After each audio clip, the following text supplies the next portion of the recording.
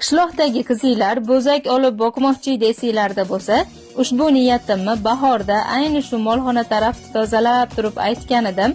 O'sha paytda hayvonlarning narxini surishtirgani ham borganman, lekin juda ham qimmatlab ketgani uchun ololmay qolgan edim. Oradan bir pasda mana 4-5 oy ham o'tibdi, lekin o'sha niyatim hali ham o'zgargani yo'q. Baribir ham ikkita buzoq olib boylab qo'ymoqchiman. Shunga yaxshi niyatda yana shu molxonam taraflarni tozalashga tushdim. Videoda ko'rinib turgan hayvonlar bizniki emas, qo'shnilarga qarashli. U tarafga yaqin orada devor uriladi. Doim shu hayvonlarni ko'rsam, men ham tezroq olib boqqim keladi.